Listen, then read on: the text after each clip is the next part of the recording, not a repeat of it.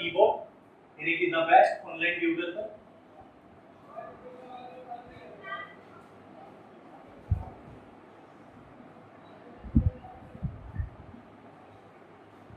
आज हम डिस्कस करने वाले हैं कि district court, high court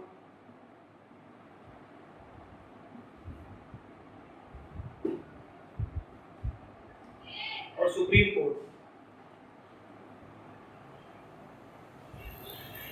district court, high court और सुप्रीम कोर्ट के अंदर वेरियस वैकेंसीज निकलती है, जैसे कि हमारी कोर्ट अटेंडेंट की,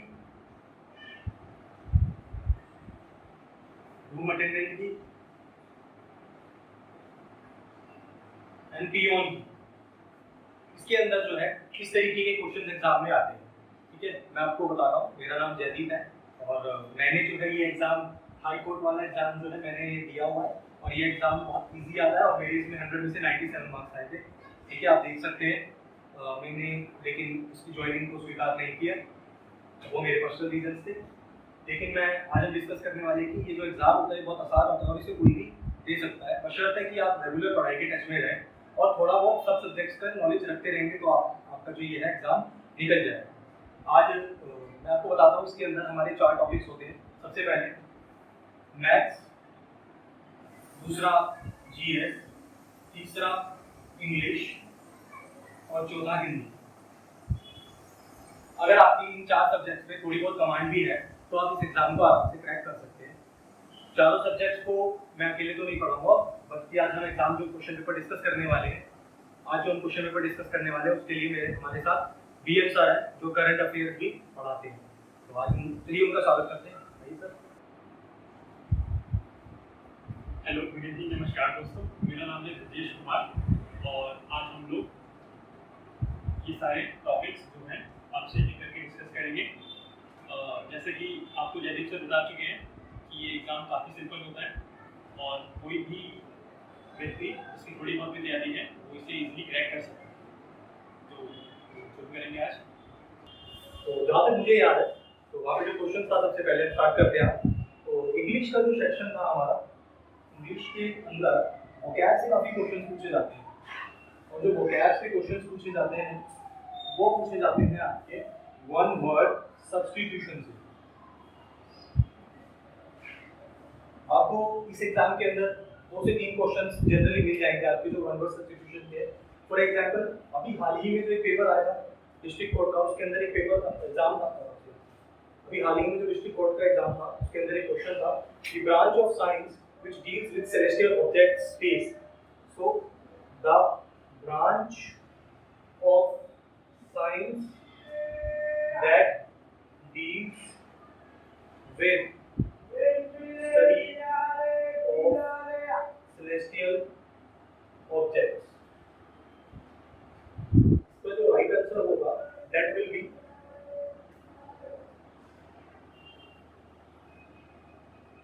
astronomy. Okay. The branch of science that deals with study of celestial object is called astronomy. इसी से मिलता जुलता एक और वर्ड होता है एस्ट्रोलॉजी। इसमें क्या होता है, the branch of science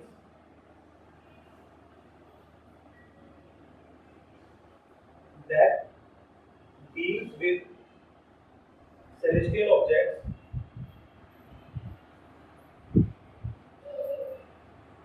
and its effect on human life. आप याद रखिएगा एस्ट्रोनॉमी और एस्ट्रोलॉजी में क्या डिफरेंस होता है।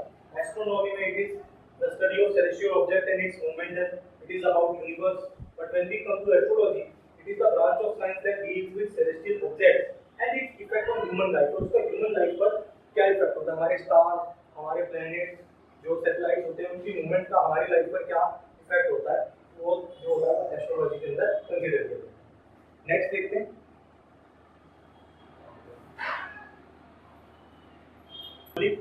कौन से केस से संबंधित है।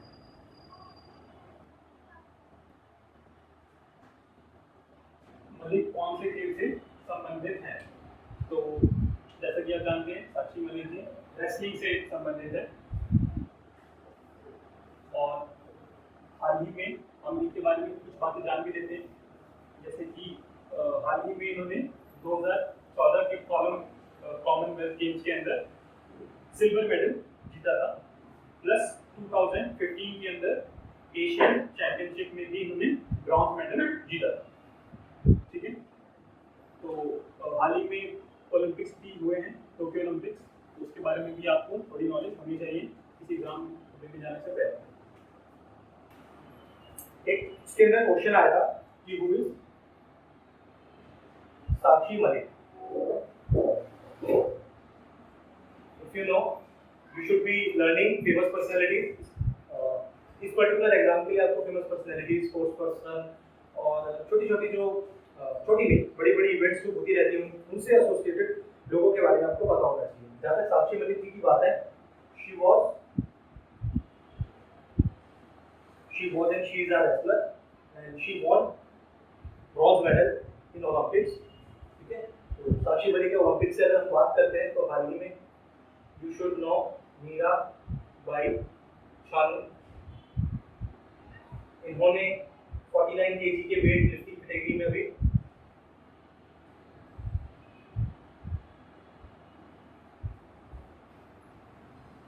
इन्होंने 49 kg वेट लिफ्टिंग कैटेगरी में भी सिल्वर मेडल जीता है। ठीक है, उसके अलावा आपको पता होना चाहिए नीरज चोपड़ा जी। ठीक है, ये कोई नहीं भूल सकता। जिस दिन इन्होंने गोल्ड मेडल जीता है हमारे इंडिया के लिए, उस दिन तो नेशनल जैवलिन थ्रो डे मनाया जाता है। कमेंट करके बताइए वो कौन सा दिन है जिस दिन इन्होंने गोल्ड मेडल जीता है। National javelin throw day of India. एक नाम है पीवी सिंधु, आपको पता होना चाहिए। क्वेश्चंस बहुत इजी आते हैं। That she is associated with badminton। We have Manika Batra, ये दिल्ली से हैं। मनिका बत्रा दिल्ली से हैं। She is a peddler, table tennis player. ठीक है, पेडलर बोला जाता है टेबल टेनिस प्लेयर को। और इनके कोच हैं श्री संदीप गुप्ता जी और स्टैग पीटी एकेडमी से इन्होंने टेबल टेनिस सीखा। उसके अलावा दीपिका पादुकोण नहीं, Deepika Kumari, she is an Archer. ये तीरंदाज है और ये बहुत ही प्रसिद्ध नाम है हमारे स्पोर्ट्स इंडस्ट्री में। ठीक है,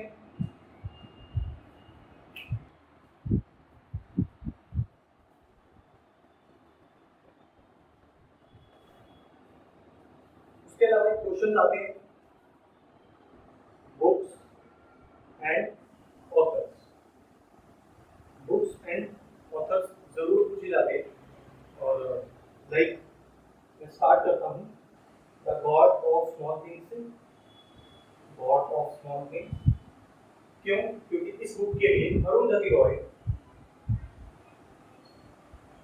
उनको बुकर प्राइज मिला।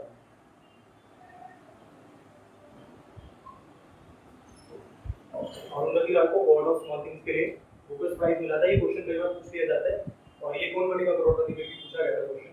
उसके अलावा हम बात करते हैं जो डिस्ट्रिक्ट कोर्ट के अंदर भी एग्जाम हुआ है, मुझे जहाँ तक याद आता है उसके अंदर खुशवंत सिंह के किसी बुक के बारे में पूछा गया था। In the book of train to Pakistan. Train to Pakistan किताब का नाम पूछा गया था। ये किसने लिखी है तो मैं आपको बता देता हूँ, ये खुशवंत सिंह जी ने लिखी है। ठीक है, खुशवंत सिंह जी ने लिखी है ट्रेन टू पाकिस्तान।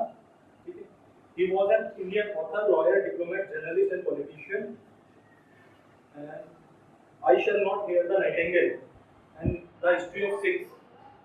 इसके अलावा उनकी और किताब है I shall not hear the nightingale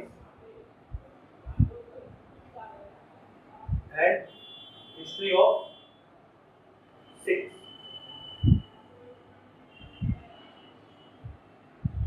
He was very bold when it comes to writing, तो आज तो हम किसी भी पॉलिटिशियन के बारे में कुछ नहीं कह सकते, but he was there and he wrote about Indira Gandhi as well. इन्होंने कुछ समय पर इतनी पावरफुल पीएम के बारे में भी लिखा था, एंड ऐसा कहा जाता है sometimes son of a gun, son of a gun के नाम से इन्होंने खुद को ही इन्होंने संबोधित किया था, son of a gun. Humour इनका थोड़ा अलग लेवल का था, ठीक है. उसके बाद ये बोल्ड है काफी, और आपको इनकी ये जरूर पढ़नी चाहिए. इसके ऊपर एक बुक भी बनी, एक मूवी भी है, Divya Dutta last train to Pakistan, वो मूवी भी आप देख सकते हैं, ठीक है. बुक्स एंड ऑथर्स के बारे में आपको जरूर पता होना चाहिए. अभी अंग्रेजी में किताब, हिंदी में किताब आई है जिसका टाइटल अंग्रेजी था डार्क हॉर्स. आपको पता होना चाहिए कि डार्क हॉर्स किसने लिखी है. ये लिखी है नीलोफर मृणाल जी ने. आप सब लोग वेब सीरीज देखने के काफी शौकीन हैं, तो एक एक्सपीरियंस नाम का वेब सीरीज है 4 एपिसोड्स का, टीवीएस पर, यूट्यूब पर, आप देखिए. और इसकी स्टोरी डार्क हॉर्स से काफी मिलती जुलती है. It is about struggles of students that are preparing for UPSC students की स्ट्रगल्स की स्टोरी है ये, तो आपको जरूर देखनी चाहिए. डेली बेस्ड स्टोरी है, ठीक है. तो डार्क हॉर्स एक किताब है, इसका आपको नाम पता होना चाहिए. उसके अलावा मुंशी प्रेमचंद जी की आपको किताबों के नाम जरूर पता होना चाहिए. जैसे उनकी फेमस किताब है गबन, गोदान, प्रेम मंजूषा जो है वो इन्हीं की कहानियों का संकलन है, ये भी आपको पता होना चाहिए. गबन, गोदान. आपने ईदगाह पढ़ा है, ईदगाह वो भी इनकी कहानी है. उसके अलावा कफन आपको पता होना चाहिए. रंगभूमि,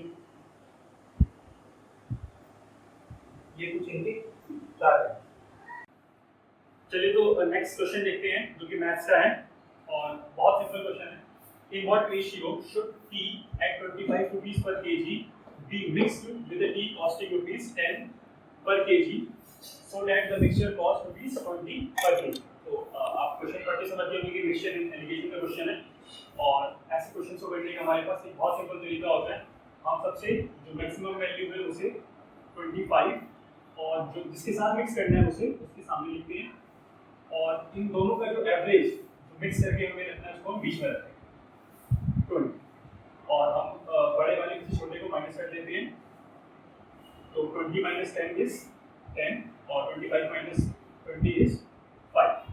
तो दोनों का रेशियो क्या आ जाएगा, 2:1. यही हमारा आंसर हो जाएगा.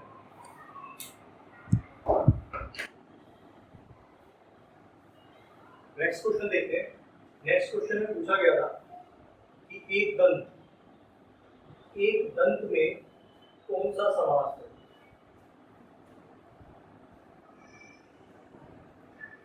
तो पहले तो आपको पता होना चाहिए कि समास क्या होता है और संधि क्या होता है. तो जब दो वर्ण मिलते हैं, दो वर्णों के मिलाप से संधि होती है, और दो पदों के मेल से समास होता है. एक दंत यानी कि एक जमा दंत, यहाँ ये दोनों अलग अलग पद हैं, और एक दंत में क्योंकि यहाँ पर गिनती है तो ये द्विगु समास होगा.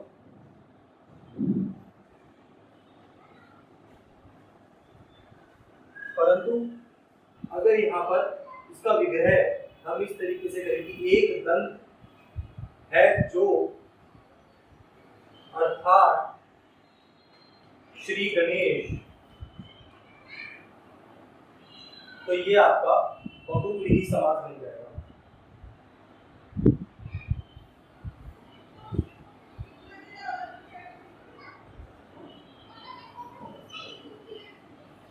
ठीक है, एक दंत. इसी तरीके से त्रिलोचन, कमल नयन,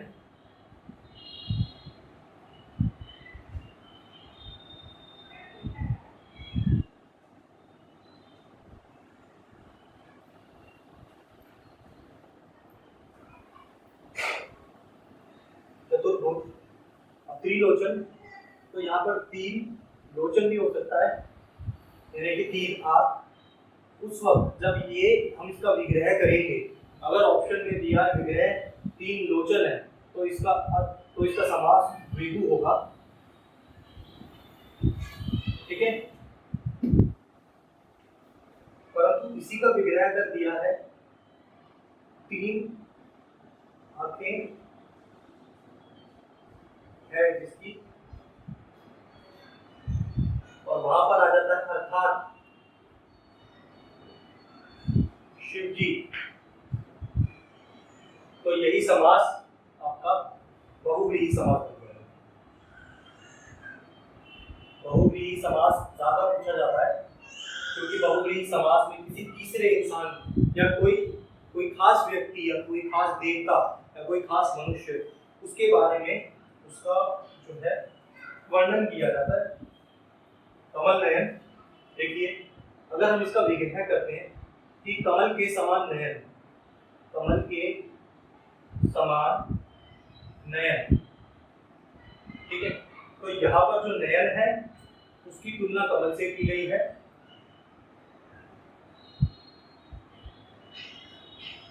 विशेषण कमल है और विशेष्य नयन है। इसे समास के भाषा में उपमान और उपमेय कहा जाता है। तो यहाँ पर जब किसी की क्वालिटी को, यहाँ पर कमल एज एन एडजेक्टिव यूज होगा, विशेषण के तौर पर इस्तेमाल होगा, तो कमल के समान नयन में हमारा कर्मधारय समास आता है, कर्मधारय समास। परंतु जब इसी के विग्रह को, यानी कि इसी के डिवीजन को कुछ इस तरीके से देखा जाए कि कमल के समान नयन है जिसके, नयन है जिसके अर्थात श्री हरि, जो कि विष्णु जी का नाम है, तो यही बहुव्रीहि समास हो जाता है।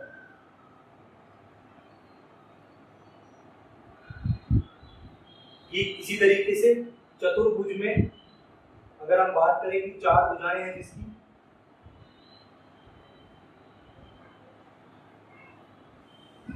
तो ये भी बन गया आपका श्री विष्णु,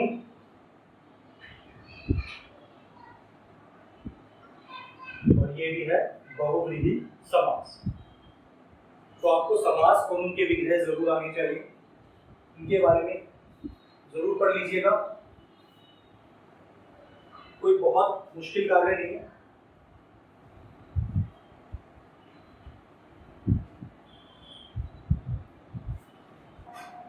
चलिए एक और मैथ से क्वेश्चन देखते हैं, ये भी सेम टॉपिक है, मिक्सचर एंड एलिगेशन से। Topic P and Q costing rupees 500 and 350 per kg are mixed in the ratio such that the mixed cost is rupees 430 per kg। यानी कि 2 तरह की टॉफीज हैं P और Q, एक की कॉस्टिंग है रुपीज 500 पर kg, दूसरी की कॉस्टिंग रुपीज 350 पर kg, और दोनों को मिक्स करके उनकी कॉस्टिंग क्या निकाली गई 430 रुपीज पर kg। नेक्स्ट बोल रहा है, if the mixture contains 16 kg of toffee P, then find the quantity of toffee Q in the mixture। यानी कि मिक्सचर के अंदर अगर 16 kg टॉफी A है तो टॉफी Q की क्या क्वांटिटी होगी। तो वही हम सेम तरीका अपनाएंगे, toffee B and toffee Q। जो इनिशियल मिक्सचर था, जो इनिशियल इनकी क्वांटिटी थी या इनिशियल जो इनका रेट था वो पहले लिखेंगे, यानी कि P है 500 रुपीज पर केजी और Q है 350 रुपीज पर केजी पर केजी। और जब दोनों को मिक्स किया गया तो मिक्स वाला हम जो एवरेज होता है उसे बीच में लिखते हैं, यानी कि 430 रुपीज पर केजी। अब हमें वही मेथड अपनाना है, हमें बड़े वाले में से छोटे को माइनस करना है। 430 minus 350 is 80 और 500 minus 430 is 70। तो हम देख सकते हैं दोनों का 0 से 0 कैंसिल आउट हो जाएगा, 8:7। अब यहाँ पर आप देखेंगे कि जो P का जो मिक्सचर था हमारे पास वो 8 यूनिट्स था, और 8 यूनिट्स की वैल्यू हमारे पास कितनी है 16 kg। 8 यूनिट्स की वैल्यू कितनी है 16 kg। एक 1 यूनिट की वैल्यू कितनी आ गई 16 डिवाइडेड बाय 8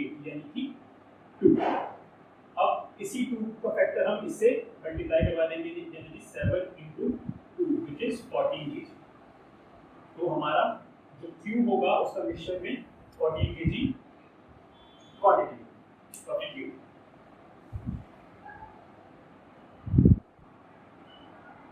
तो नेक्स्ट क्वेश्चन देखते हैं, find P if root 0.0144 into P is equal to 1.2।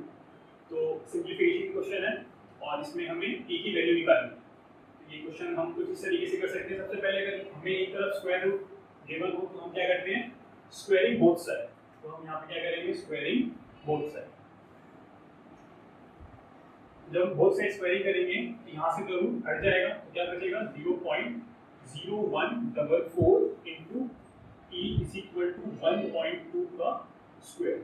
तो 1.2 यानी कि 12 का स्क्वायर क्या होता है 144। और क्योंकि पॉइंट है तो हम नीचे जो 100 आएगा उससे डेसिमल एडजस्ट करते हैं, यानी कि 0.0144 into P is equal to 144 और पॉइंट 2 डिजिट से पहले लगा दें। इसके बाद डेसिमल हटा के इधर हम 4 जीरो लगा सकते हैं और इधर डेसिमल हटा के हम 2 जीरो लगा सकते हैं। 144 से 144 कैंसिल हो जाएगा, 2 जीरो से 2 जीरो कैंसिल हो जाएंगे और P हमारा आ जाएगा 100। P हमारा कितना आ जाएगा 100।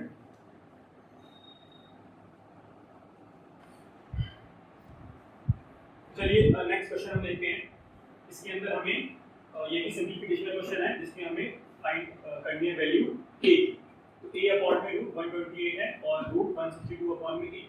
वैसे क्वेश्चन अक्सर टाइम टेकिंग होते हैं, लेकिन अगर आप थोड़ा सा इसमें दिमाग लगाएं तो ये हम जल्दी भी सॉल्व कर सकते हैं। तो पहले तो हम इसका लॉन्ग मेथड सीखेंगे, फिर हम इसका शॉर्ट मेथड ट्राई करेंगे, ठीक है। चलिए, तो हम देख सकते हैं a into a square is equal to root 162 into root 128। तो जो लॉन्ग मेथड है वो यही है कि हम इनका एलसीएम निकालना शुरू करें। तो हम जानते हैं 162 को अगर हम एलसीएम लें तो 2 से 81, फिर 3 से 27, फिर 3 से 9, फिर 3 से 3, फिर 3 से 1। और अगर 128 का एलसीएम लें तो क्या हो जाएगा, एलसीएम सॉरी हम इसके फैक्टर्स निकालें तो 2, 64, 2, 32, 2, 16, 2, 8, 2, 4, 2, 2 और 2, 1। यानी कि 128 कितना आ गया हमारे पास 2 raised to the power 6, 1, 2, 3, 4, 5, 6, 7 इसका। और 162 कितना हो गया 2 और 3 की पावर 4 into 3 की पावर 4। ठीक है, ये हमारे पास आ गया a स्क्वायर। अगर हम इसमें से 2 इसे दे दें जिसकी पावर जाएगी 2 की पावर 8 और 3 की पावर 4 को हम यहीं पे छोड़ दें। और जब हम इन्हें अब बाहर निकालें रूट से तो 3 की पावर 4 तो हम 3 की पावर 2 भी बाहर निकाल सकते हैं और 2 की पावर 8 से 2 की पावर 4 भी बाहर निकाल सकते हैं। और साथ में यहाँ पर भी a स्क्वायर है हमारे पास, तो हमें फिर अंडर रूट लेना पड़ेगा। और जब फिर अंडर रूट लेंगे तो 3 एक बार आ जाएगा और 2 भी 2 बार आ जाएगा, यानी कि 3 into 4 यानी कि 12। फिर हमारा आंसर,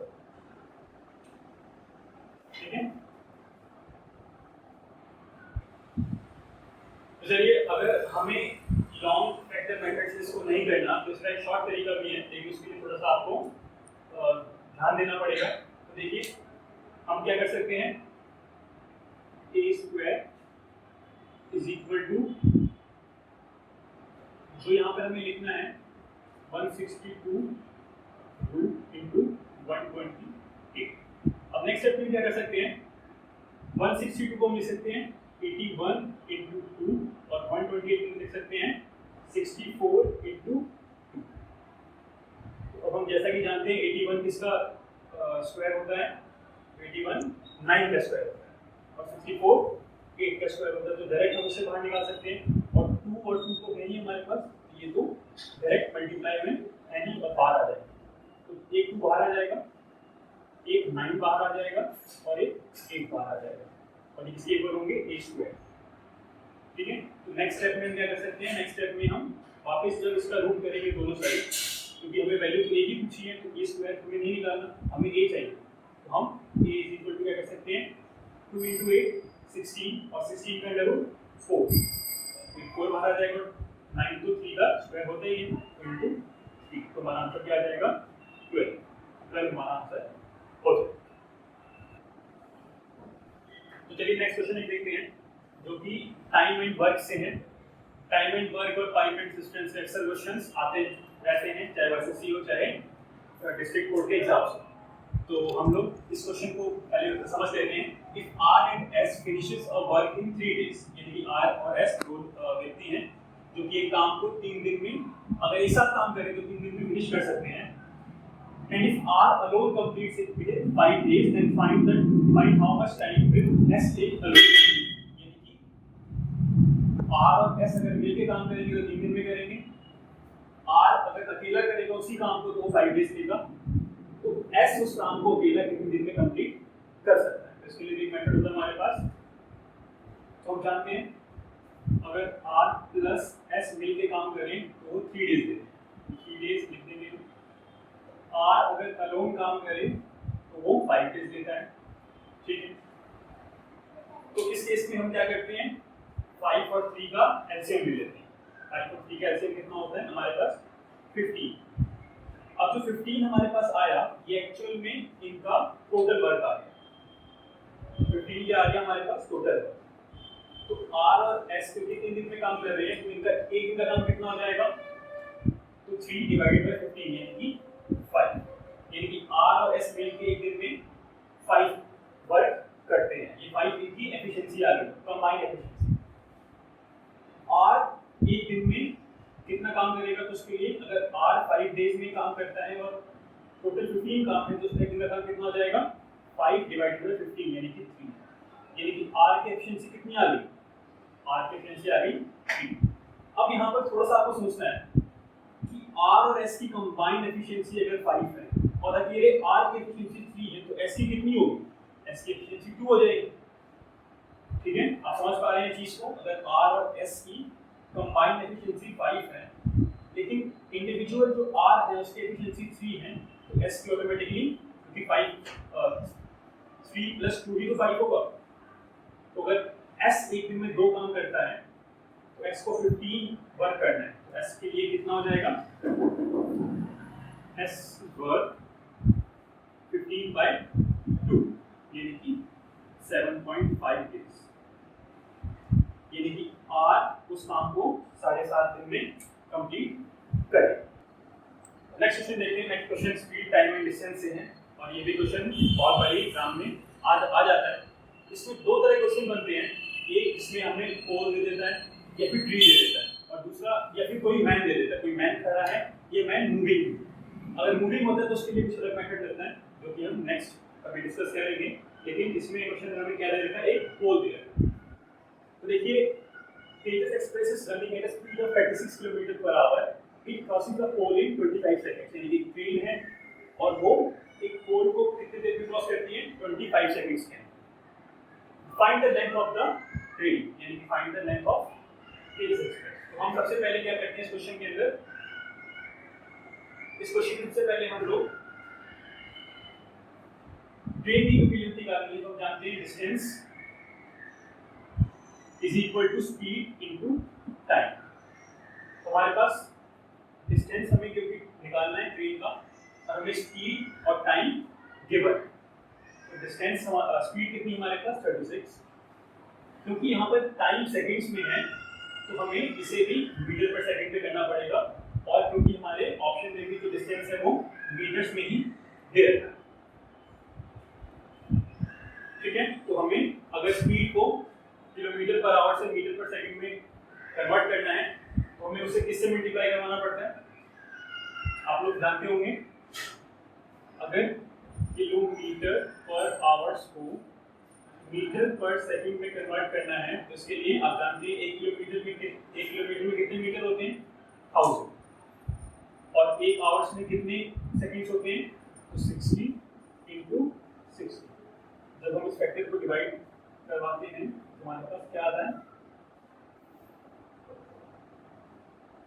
2 5 3 ठीक है, 5/18, यानी कि अगर हम इसको 5/18 से मल्टीप्लाई करवा दें तो ये हमारे पास मीटर पर सेकंड में कन्वर्ट हो जाए, और टाइम तो हमारे पास ऑलरेडी सेकंड में ही है 25 सेकंड्स। चलिए इसको सॉल्व कर लेते हैं। 18 1 80, 18 2 36, 25 2 50 और 50 into 5 is 250 मीटर। तो आंसर आएगा मीटर। ट्रेन की लंबाई कितनी हो गई हमारे पास, डिस्टेंस कितना हो गया ट्रेन का, 250 मीटर्स। चलिए अगर हम बात करते हैं हिंदी सेक्शन की, तो हिंदी के अंदर आपको अक्सर विलोम शब्द मिलते हैं। आपसे वो विलोम शब्द, समानार्थक शब्द जिन्हें हम पर्यायवाची कहते हैं, वो जरूर पूछता है। ठीक है, तो ये क्वेश्चन पूछा गया था कि अनुकूल का विलोम शब्द क्या होता है। ठीक है, अनुकूल, तो अनुकूल जो होता है वो हमारे फेवर में होता है, और इसका उल्टा होता है जो हमारे फेवर में ना हो, प्रतिकूल।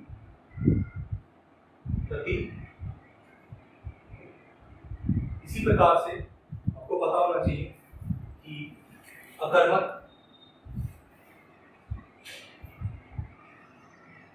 का विलोम होता है सकर्मक। अकर्मक होता है कर्म के साथ, कर्म के बिना, सकर्मक होता है कर्म के साथ।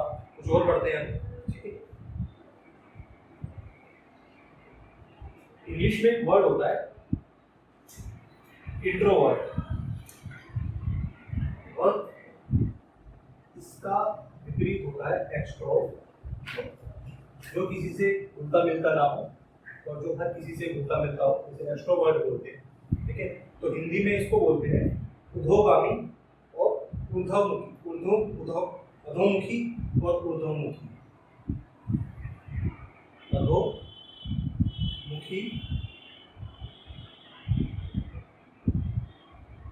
ऊर्ध्व,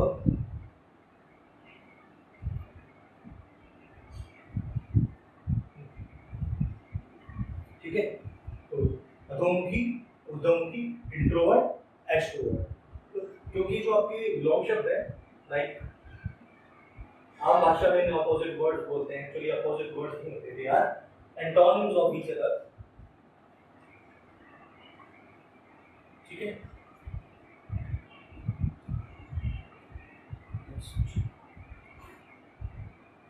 आसक्त, आसक्त वह होता है जो किसी चीज से जुड़ा हुआ होता है, प्रभावित होता है।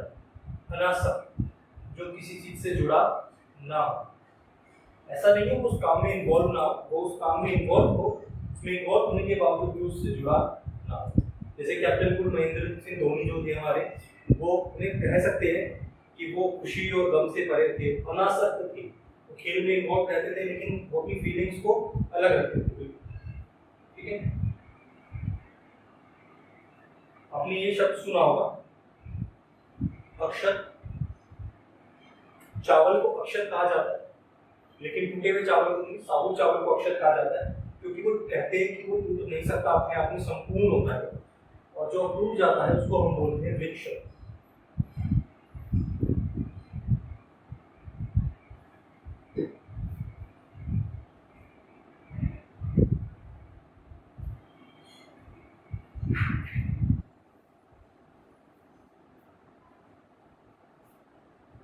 एक शब्द है अतिथि,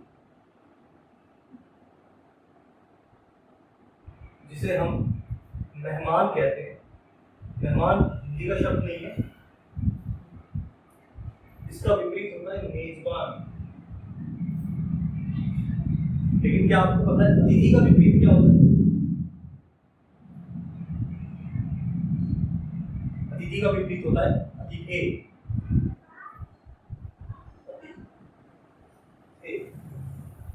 और इंग्लिश में बात करें तो गेस्ट, जिसे वे लोग होस्ट कहते हैं, और मेजबान होते हैं आपके होस्ट, जो असली में होस्ट होते हैं।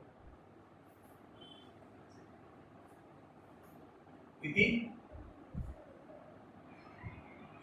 अत,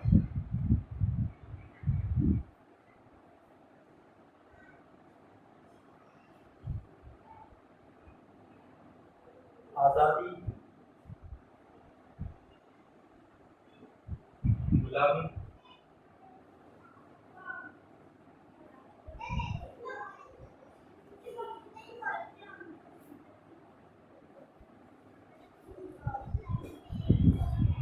अधिकृत, ये होता है ऑथोराइज्ड, ऑथोराइज्ड, अनाधिकृत, अनऑथोराइज्ड। तो इस प्रकार के आपको विलोम शब्द जो है वो एग्जाम में मिलेंगे, ठीक है। तो आप उसके लिए प्रिपरेशन करिए। चलिए नेक्स्ट टॉपिक है हमारा पर्यायवाची शब्द, यानी कि जो समानार्थक शब्द होते हैं जिनके अर्थ एक जैसे होते हैं। तो हम बात करते हैं जल की। जल से हम शुरू करेंगे। जल के पर्यायवाची आप लोगों को पता होंगे, वारी, नीर, पेय, पानी, अमृत,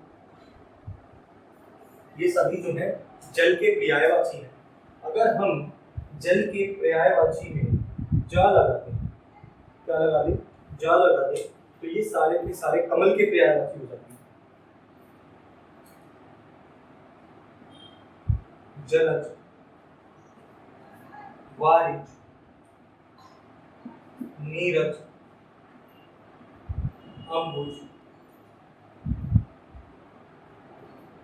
पेयज। तो हमने जल के पर्यायवाची में जब जा लगाया पीछे, तो जलज, वारिज, नीरज, अम्बुज, पेयज, ये सब कमल के पर्यायवाची बन गए। इसी प्रकार अगर हम इनके जल के पर्यायवाची के आगे धी लगा दें, धी, तो जैसे हमने सुना है कि जलधि लांगी के अचरज नाई हनुमान जी, तो ये हो गया समुद्र। जलधि, वारिधि, नीरधि, ये आपके समुद्र के पर्यायवाची हो गए। इसके अंदर आपके सागर भी हैं। और अगर आपको पता हो रत्नेश, रत्नेश के दो अर्थ होते हैं। एक रत्न में सबसे, रत्न का राजा, उसे भी रत्नेश कहते हैं। और रत्नेश जहां से रत्न निकलते हैं अर्थात समुद्र, समुद्र को भी आप रत्नेश कहते हैं, ठीक है। इस प्रकार जल के पर्यायवाची के साथ अगर आप ग लगा दें, जल, तो वो क्या बन जाएगा, तो वो मेघ के पर्यायवाची बन जाएगा।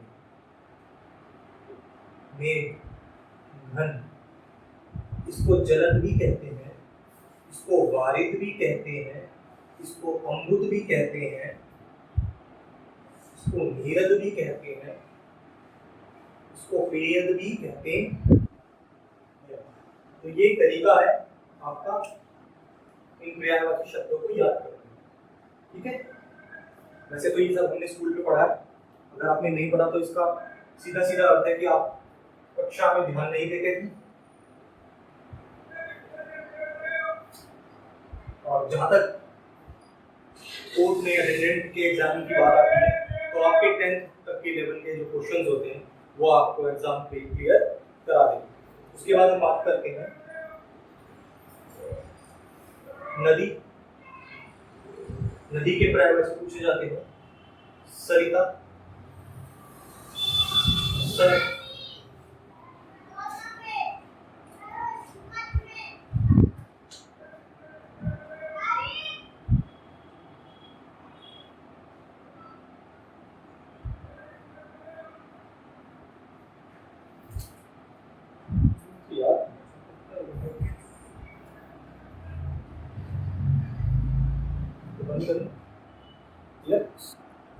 तो आप लोगों को बुझाते हुए मैंने कुछ यहाँ पर पर्यायवाची शब्द लिखे हैं, जैसे घोड़ा, घोड़े को हम अशु, हय, तुरंग, घोटक कहते हैं।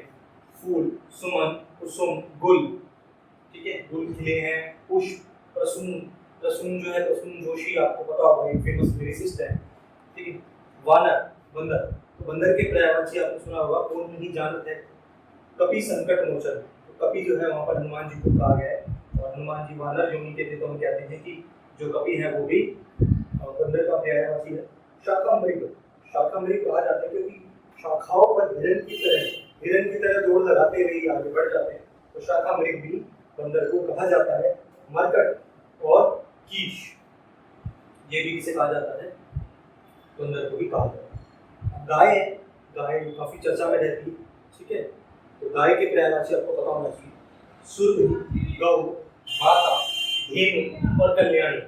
धेनु शब्द से मुझे याद आता है कि एक शब्द होता है कामधेनु।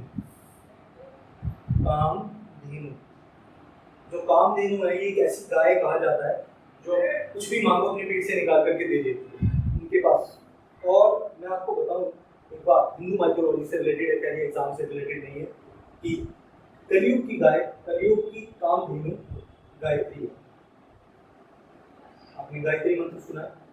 कलयुग की जो कामधेनु है वो गायत्री है।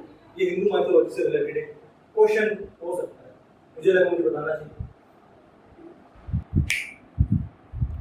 हाँ, नेक्स्ट क्वेश्चन देखते हैं। ये क्वेश्चन प्रॉफिट एंड लॉस से है, तो क्वेश्चन आप पढ़ सकते हैं। Ram bought a scooter and sold it for rupees 21,250. If he incurred a loss of 15% on the whole transaction, find the cost price. Cost price इसकी स्कूटर की, यानी कि राम ने 21,250 की स्कूटर बेची और उसको 21,250 की स्कूटर बेचने पर 15% का लॉस हुआ। तो असल में उसने कितने परसेंट पर बेचा? इसमें अगर 50% का लॉस हुआ तो एक्चुअल में उसने 85% पर अपने स्कूटर को बेचा, और इस 85% की वैल्यू कितनी है?